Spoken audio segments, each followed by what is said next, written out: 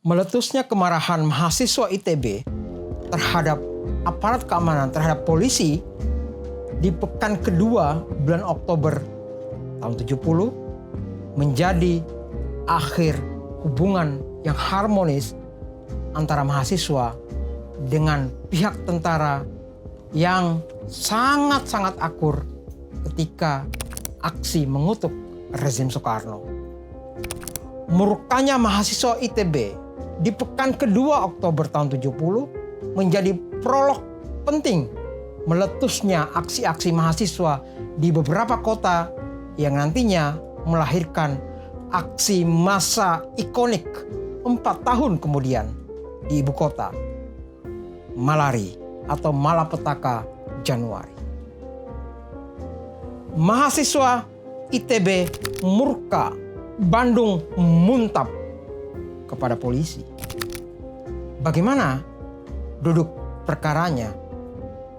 Saya Muhyiddin M. Dahlan, dokumentator Partikelir dari Warung Arsip, Jas Merah, Mojok, masih dalam serial Siksa Orba.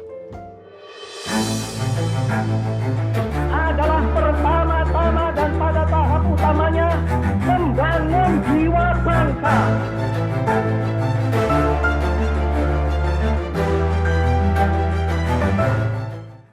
Perkara murkanya mahasiswa ITB yang kemudian merembet menjadi persoalan mahasiswa versus polisi, mahasiswa versus ABRI bermula dari pertandingan sepak bola. 6 Oktober 70, hari Selasa, berlangsung pertandingan antara ITB melawan Taruna Akabri Kepolisian. Jika hanya pertandingan bola, mungkin perkara biasa. Dan tampaknya ada sesuatu, ada api dalam sekam hubungan mahasiswa dan polisi. Hubungan antara mahasiswa yang memenuhi jalan-jalan untuk demo menjatuhkan Soekarno di satu sisi, dan dengan pihak aparat keamanan yang sedang merayakan kesuksesan besar dalam menumpas, dalam memenjarakan, dan dalam melakukan pembantaian massal atas apa yang mereka sebut dengan kaum komunis. Dan pasti hubungan hate love itu bakal meledak suatu saat. Tinggal nunggu aja. Pemicunya bisa soal apa aja. Di Bandung, di ITB, pemicunya adalah bentrok supporter sepak bola antara perguruan tinggi. ITB versus Taruna Akabri Kepolisian. Ujung pertandingan ini adalah tertembaknya seorang mahasiswa ITB bernama Rene Louis Konrad. Rene Konrad mati di Jalan Ganesha Selasa sore. Pangdam Siliwangi waktu itu memandang soal tertembaknya Rene Louis ini sekedar persoalan yang sifatnya terbatas. Tetapi persoalan yang sifatnya terbatas itu quote and quote kemudian dipaksakan dibawa ke persoalan yang lebih luas dan kompleks. Itu kata Pangdam Siliwangi. Emang jadi kompleks. Menurut saya ini perihal membaca seperti apa hubungan orang berbedil di barak dengan kaum terpelajar di kampus. Menurut saya ini menjadi semacam alarm. Dan tentu saja ini bukan alarm waker yang dibeli di toko tetangga sebelah. Ini alarm yang membangunkan murka seisi kota.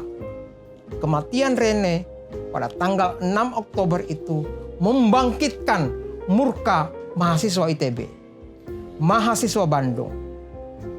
Mahasiswa ITB nggak mempan dinasehati Menteri P dan K waktu itu untuk waspada mahasiswa semua agar jangan insiden ini, insiden tertembaknya mahasiswa ini disusupi pihak luar sisa-sisa G30S PKI.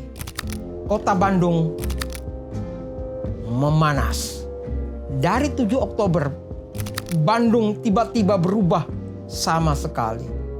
Tiba-tiba saja Polantas yang biasanya selalu ada di pos-posnya, di pertigaan, di perempatan, menghilang dari kota.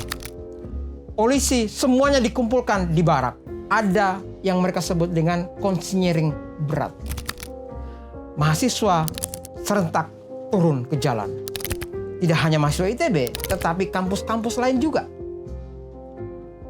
Bahkan saat pemakaman Rene Lois di Kebayoran Baru Jakarta, mahasiswa di Bogor, mahasiswa di Jakarta melakukan aksi massa, arak-arakan bermotor. Kompleksnya insiden 6 Oktober ITB ini menjadi kenyataan dan perhatian nasional karena langsung ditangani oleh Presiden Soeharto yang sekaligus waktu itu adalah Menteri Pertahanan dan Keamanan. Dan sibuklah semua. Dari menteri sampai gubernur. Dari institusi militer, dari Bakin, intelijen gitu, dari Kodam, tentara, sampai Komdak, kepolisian. Di Bandung, Gubernur Solihin mungkin nggak pernah bisa tidur. Kodam Siliwangi waspada, dan Badan Intelijen sibuk betul. Kapolri Jenderal Hugeng segera mengirimkan perintah harian ke seluruh panglima dan komandan kepolisian di seluruh Indonesia agar mengambil tindakan tegas kepada semua anggotanya yang menyalahgunakan wewenang, menyalahgunakan senjata yang dipercayakan kepada mereka. Dari 7 Oktober, mahasiswa Bandung dengan kor dari ITB kemudian berarak dan bergerak. Intik kumpul ditujukan kepada 3 institusi sekalian. Kodam Siliwangi, Komdak Langlang Buana, dan Gubernuran di Gedung Sate. Mahasiswa membawa macam-macam poster. Misalnya ada poster bunyinya adalah seragam sama dengan gratis, atau seragam sama dengan karcis. Kalau nggak tahu konteksnya, mungkin agak membingungkan poster ini. Poster ini sebetulnya akumulasi dari kemuakan atas kaum yang berseragam, yang mereka biasanya tuh melenggang masuk suka-suka tuh ke bioskop gitu. Makanya ada disebut karcis tadi tuh. Ada banyak sekali cerita di masa itu. Bagaimana orang bioskop itu harus putar otak untuk melayani kaum berseragam gratisan ini. 6 seruan Dewan Mahasiswa ITB dibalas dengan 4 seruan dari Laksus Pangkop Kamtibda Jabar. Ini akronimnya tentara ini.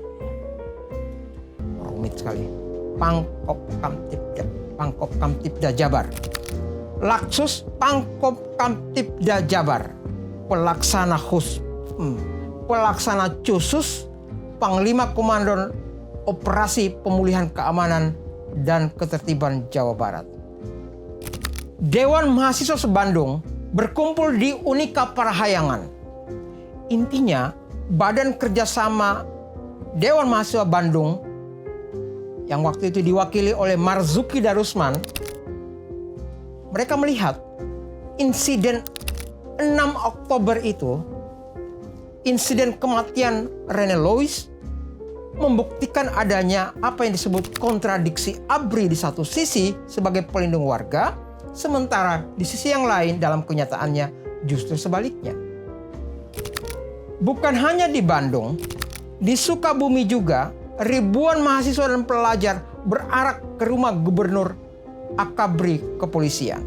Sudah disadari sejak awal soal pendidikan kewarganegaraan, soal hak asasi manusia menjadi urgen dalam kurikulum pendidikan kemiliteran. Itu salah satu bagian dari seruan mahasiswa untuk jangka panjang. Sementara Pangdam Militer Siliwangi terus berkampanye bahwa mahasiswa dan ABRI nggak bisa dipisahkan. Itulah headline yang seperti ini yang nongol. Sementara headline yang nongol di kampanye itu adalah pers Bandung diintimidasi.